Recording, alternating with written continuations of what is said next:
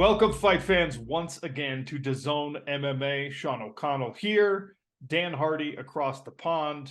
Very happy to be talking all things combat sports with you. And it is another huge news day because Dan Hardy, Francis Ngannou, Tyson Fury is now official. It looks like it's just going to be good old-fashioned Queensberry rules, regular boxing, no hybrid gloves or no hybrid skill sets. What do you think of the matchup? I'm just excited, and I'm glad it's happening. I'm excited for Francis to get this opportunity. I mean, of course, it's a, it's a dive right into the deep end of the heavyweight division, but it makes sense. I didn't like the idea of him having a warm up match because his style is going to be very different to what everybody else in boxing would have expected, and I think the surprise factor is on his side if he doesn't have a warm up match. So, stepping straight in there against Tyson and throwing down, who knows what's going to happen? But you just know the world's going to come to a standstill and watch. Even the people that are protesting, the boxing purists, they'll be watching out the corner of their eye. Everyone will be fascinated. Yeah, it was funny when the Conor McGregor Floyd Mayweather match was made, how many dyed in the wool boxing purists were like, this is a spectacle. This isn't a real fight. This is just an event. And then every single one of them was talking about it on fight week, and every single one of them was ringside if they could get a ticket. And that's what this fight is going to be, right? I mean, Francis Ngannou, before we get into any of the tactical discussion, any of the strategic type of stuff on how this fight can go Francis's way, because he is at a disadvantage very clearly when it comes to pure boxing skill, I just want to take a minute. I want to acknowledge that Francis Ngannou has done everything he said he was going to do so far. Francis Ngannou has put himself among the very, very rarefied company of people like Conor McGregor and Randy Couture and now Francis, who've gone against the system, against the huge machine of mixed martial arts that is often synonymous with those three letters UFC, and he has gotten his way. He's accomplished what he said he was going to accomplish. This is a testament to his intelligence and his unfailing belief in himself. And I just want to give him his flowers for that, because he has taken such incredible risks to get to this point in his career, to get to the verge of a payday like this and the celebrity that's going to come with a crossover match like this one. He was willing to bear the brunt of the criticism, willing to bear the brunt of whatever cost might be associated if things didn't go his way, but they have gone his way. Francis Ngannou, you are an inspiration. I'm just in awe. Yeah, very, very well said. I don't really know what I could add to that. I mean, the fact that he backed himself and he's taken the leap and it's paid off, and he's gonna change a lot of people's lives, especially going forward with his role with the PFL and launching the pay-per-view boxing series, pay-per-view MMA series for PFL as well. It's going to be a very exciting future for him, and it honestly just doesn't matter what happens in the Tyson Fury fight. That's what's most exciting, is he can just kind of go in there and try his best. Everyone's counting him out, and if he does something and shocks the world, then I mean, who knows? I'm always open to be surprised, especially in combat sports with big punches. And the other benefit is if Tyson Fury beats him in boxing, he might be that more inclined to step over into the small gloves and have a go in the smart cage. Who knows? Who knows? I'm just excited that it's happening. I'll be counting down the days. Yeah, cannot wait. By the way, October 28th in Saudi Arabia is the date for this heavyweight spectacle, this incredible crossover event. Francis Ngannou, Tyson Fury, 100% signed, dotted line, official. Can't wait for this thing to happen. And then, of course, Francis is expected to fight in his PFL debut about 4 months after that, which means, he'll go from one camp into the other. He'll be in incredible shape one way or the other. So let's talk about Dan Hardy gets a phone call. All right. Eric Nixick and Dewey Cooper and Francis Ngannou and the brain trust of the Ngannou fight camp is saying, hey, how do we find a way to shock the world and pull off a huge upset here? The early betting lines show Tyson Fury is a minus 500 favorite in this fight, by the way. Francis is at about plus 350 in the first line that I saw. So I want to cash that ticket. Dan Hardy, you need to put the game plan together for me. What are you working on from now till October with Francis Ngannou? You know, I would be having him watch Mike Tyson all the time. I would have him working that peekaboo style, slipping side to side, just to deal with that long kind of. You've got to think, Tyson stands quite tall. He uses his lead hand very, very well to keep people off. That's going to be Ngannou's main focus, to get around that lead hand. And then once he's around it, you've got to think about attacking different targets.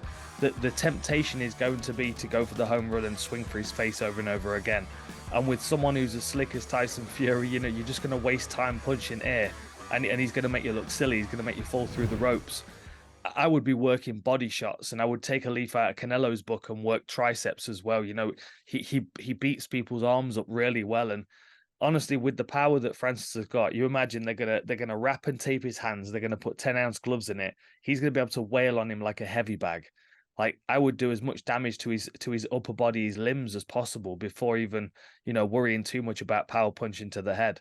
That's a tactic that he wouldn't be expecting. An MMA fighter having the control and the foresight to be able to work the body first and bring the hands down, and then eventually the head targets will open up. But I think if he chases the chin too soon, he's just going to be punching air the whole time, and back walking onto a jab as well. I agree wholeheartedly. It actually makes me feel better that Dan Hardy, who's an excellent tactician in the striking game, has some of the assessments that I have here. If Tyson Fury will hide behind his own shoulder, right, and he will lean back. That's what he does to use that reach and to bait people into, I guess, opening their own guard so that he can deliver straight punches right down the middle. If you're Francis Ngannou and you start to work on that body, I mean, I will say this. I truly don't believe that Tyson Fury has been hit with the kind of power that Francis is capable of generating. And that's really saying something, because Tyson Fury has fought the best heavyweight boxers in the world, right? But this is why the matchup is so interesting, because I think most of us in the MMA community, probably even some boxing fans who are honest about it, will say that, like, if that guy has one thing that elite boxers don't have, it's maybe, turn the dial up to 11 type power.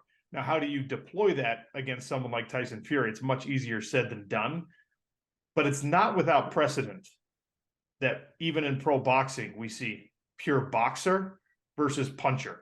Like, Tyson Fury has been successful in boxer versus puncher fights in the past. That's why he's a big time favorite here. But it's not like there's no path to victory for Francis Ngannou. And I think beating up that body and, shelling up and making sure that he's able to keep his eyes on the target, which is something that he struggled with early in his MMA career, I think that that's the kind of stuff you can work on. And every time we've doubted him, we've been wrong for doubting. So I just want to see it. I can't wait to see it. I'll be honest, I don't expect that we see some like purism, some unbelievable boxing technique from Francis Ngannou in the 4 months that he's going to have dedicated to a real training camp for boxing. I don't think he's going to come out and be, shoe shining and all of a sudden have the most incredible boxing footwork and things like that. But I don't think that's what he should be doing. I don't think that's what he needs to be in a fight like this. I want to see just one time Francis Ngannou get Tyson Fury's feet frozen and able to throw just one atom bomb, and let's see what Tyson Fury can do with it. Yeah, good shout. I mean, after seeing him sit up like the Undertaker against Deontay Wilder, I kind of feel like I'd probably see the same thing again. That was almost supernatural. It's gonna be a challenge for Ngannou to work his way inside. The other thing, as you said, hiding behind that lead shoulder, you get that rear uppercut really nice as well. But you look at the people that Francis Ngannou's beat in MMA. I mean, I'm not comparing, Rosenstryker or Overeem to Tyson Fury in a boxing sense, but in a striking pedigree and experience sense, they're very, very good strikers. The reason why he's able to get through is because of the fact that, he moves with such intention and intensity, and he has, a very unpredictable movement, which does catch people off guard. I mean, we look at the angle of Lewis McGrillen's lead hand at the weekend, which I know we'll talk about in a little while. It caught him at such an odd angle. Do you know what I mean? It's the punch that you don't see coming. And the thing with Francis Ngannou is he's not going to have those normal boxing paths. And to be honest, if he tries to recruit him, I think it would do him a disservice. He needs to be a little bit reckless, but the boxing training needs to come with his defense, I think. And that's where I just have him, absorbing Mike Tyson fights on a 12-hour basis or something, Clockwork Orange style.